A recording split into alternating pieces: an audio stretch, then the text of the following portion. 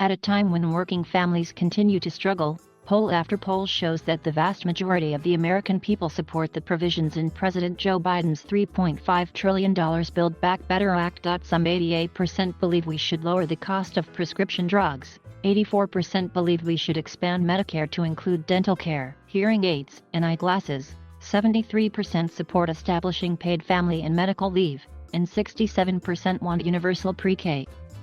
Further, 67% believe the federal government should raise taxes on high-income people and corporations to help pay for these desperately needed programs, which is what this legislation does.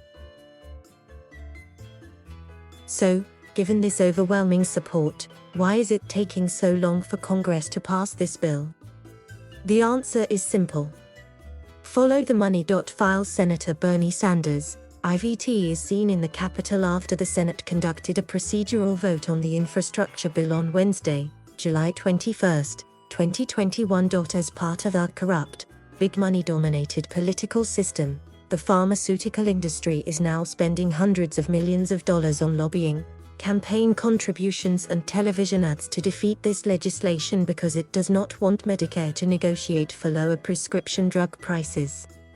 In order to increase their profits, they want American taxpayers to continue paying, by far, the highest prices in the world for our medicines, sometimes 10 times more than the people in other countries.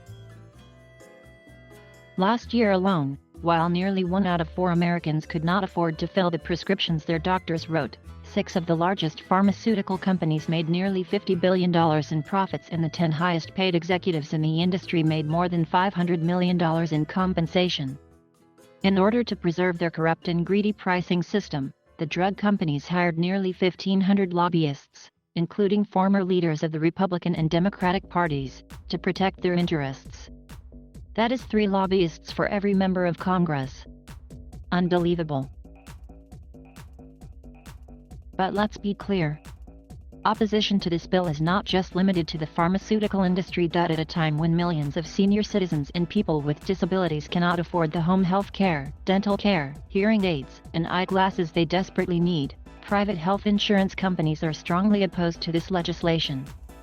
They are spending tens of millions of dollars to defeat this bill because they do not want Congress to expand Medicare to provide dental, hearing, and vision benefits, and they apparently do not want seniors to receive the quality care they need in their own homes.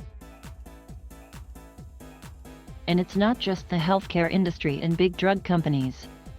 The fossil fuel industry is launching a major advertising campaign to defeat this legislation because it seems to be more concerned about protecting their short-term profits than addressing the existential threat of climate change. At a time of record-breaking forest fires, drought, rising sea levels, and extreme weather disturbances, the fossil fuel industry has, since 2000, spent more than $2 billion on lobbying to protect its special interests and prevent the federal government from making cuts in carbon emissions to protect our planet.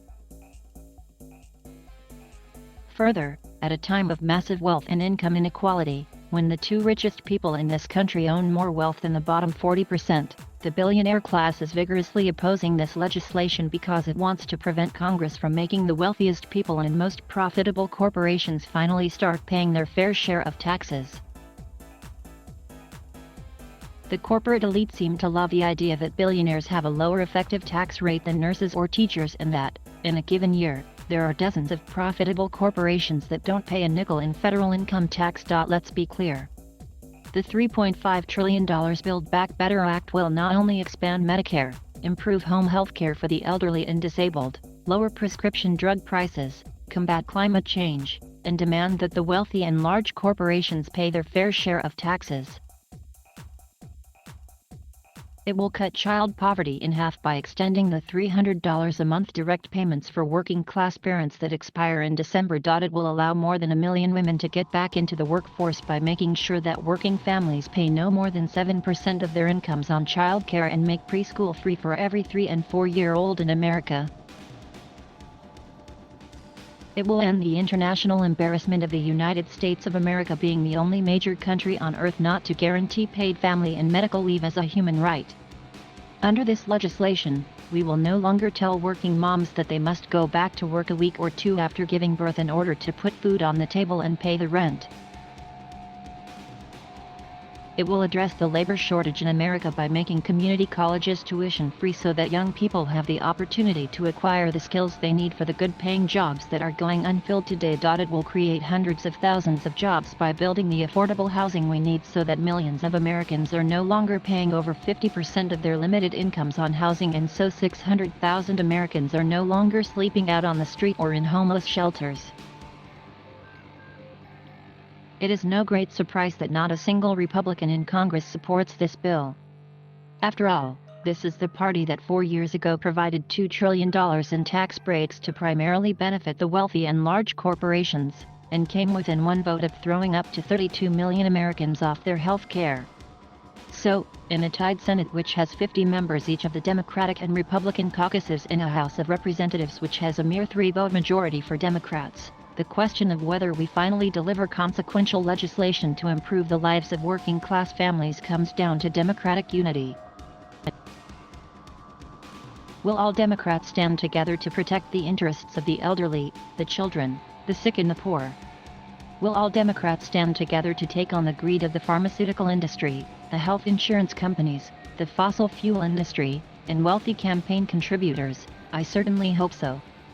Bernie Sanders is an independent who represents Vermont in the U.S. Senate.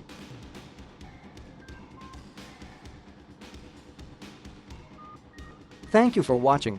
Please subscribe.